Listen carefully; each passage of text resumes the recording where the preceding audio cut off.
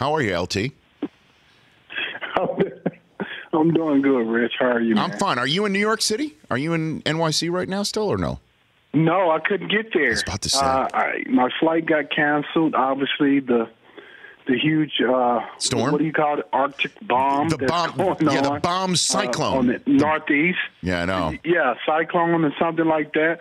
But no, I wasn't able to get there, so I'm in Texas. Okay, so I know you're coming here on behalf of FedEx, and we'll talk about that in a second. And you're getting ready for the weekend. You got kids and all that stuff. But ESPN published a piece just last night and today. Saying essentially that Brady and Belichick are not on the same page anymore. Garoppolo was part of the rift. So was the trainer situation that happened. And that this could be, and that there's a general sense around that building that this is the end for Brady and Belichick as we've known it. And I'd love to get your thoughts on that, LT. Yeah, I think it's very interesting because for the longest, this organization has always been very measured in what they put out, what they say. And you know this, Rich. Every time we talk to a Patriots player, they sound the same way. And everything that they say is all the same. And that's because of Bill Belichick. I find it ironic now that all these things are starting to come out when the talk has been about Bill Belichick kind of taking the privileges away from Alex Guerrero, who is Tom Brady's trainer. So now all of a sudden that leads to all the distension and the different things that are going on with the organization right now, when they have always been an organization that have had things under wraps and nothing gets out. And we know these things happen in every organization. It does. But they have done a good job of keeping these things in the locker room. No longer is it staying in the locker room. Now, why is that?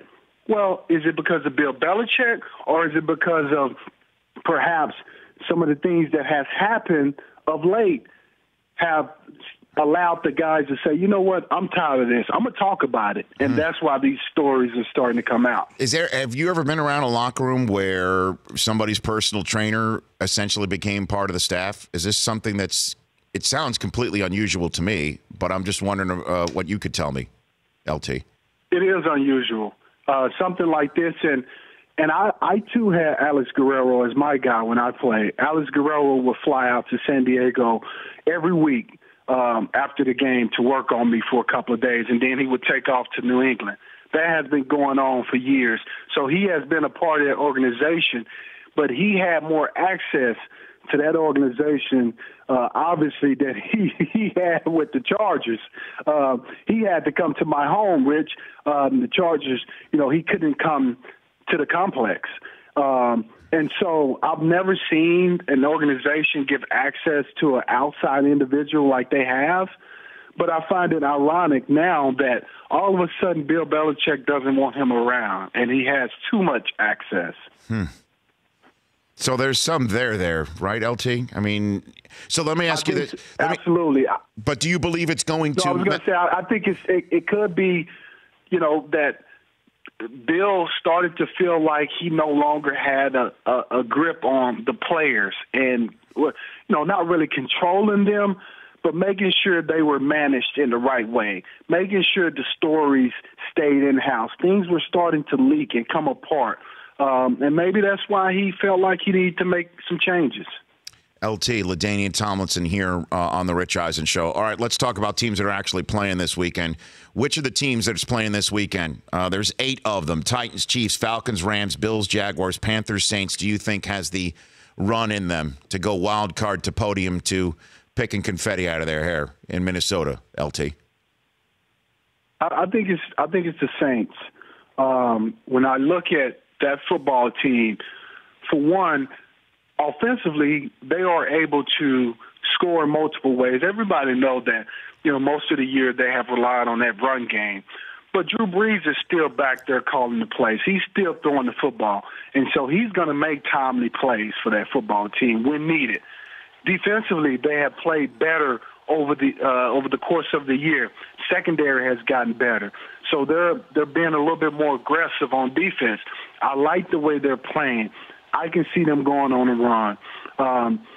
Now, you can say, in the AFC, man, I really like Jacksonville's defense, but I'm not a believer in what they're doing on offense. I don't think they're consistent enough with Blake Bortles and Leonard Fournette to be able to move the football and score points against the likes of a Pittsburgh Steelers or the New England Patriots.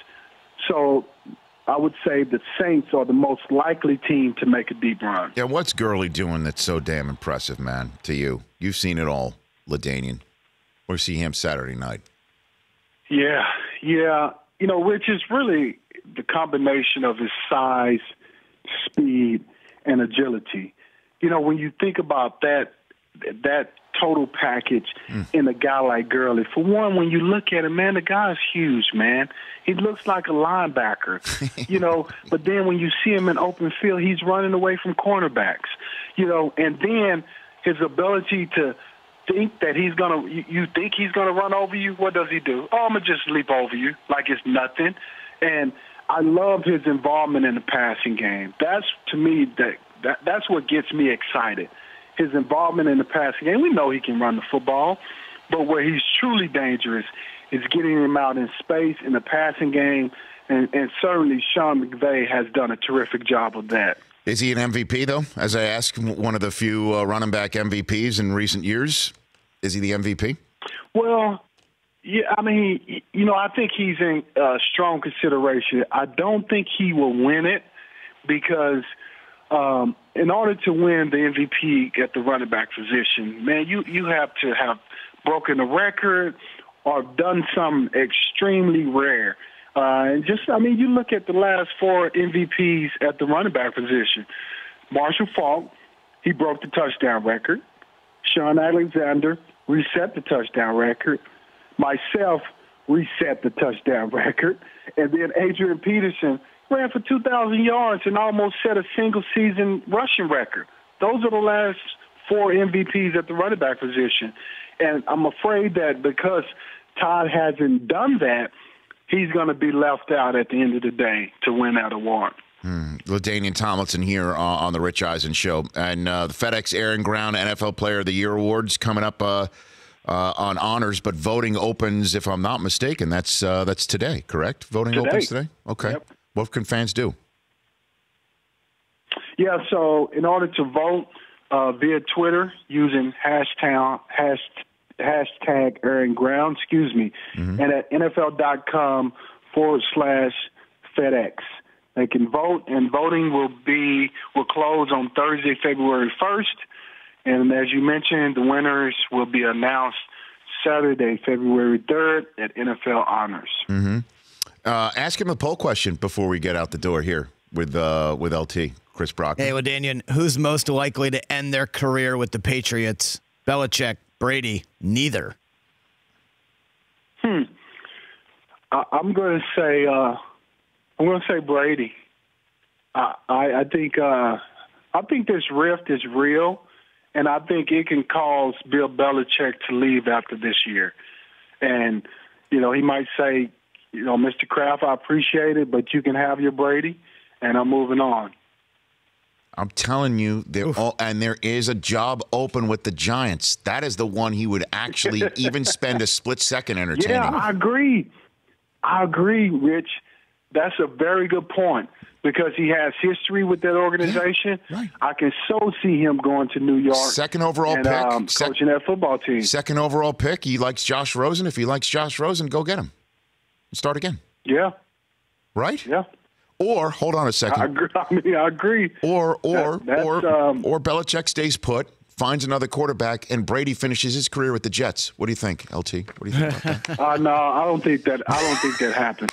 For one, I don't think he will go to the Jets. Yeah. Like, you kidding me? He won't go there. Where would he even? Arizona. Arizona. Okay. Play with Larry Fitzgerald finally. Yeah, I just don't. That one I don't see. Know, guys. Yeah, but this is a fun game, though, isn't it? Maybe the Browns. Maybe he goes to the Browns. Yes. All right, LT, I'll see you at the shop. Thanks for calling in. Okay, thank you. You got it. Pro Football Hall of Famer at LT_21 on Twitter. The Rich Eisen Show, weekdays at noon Eastern on Audience.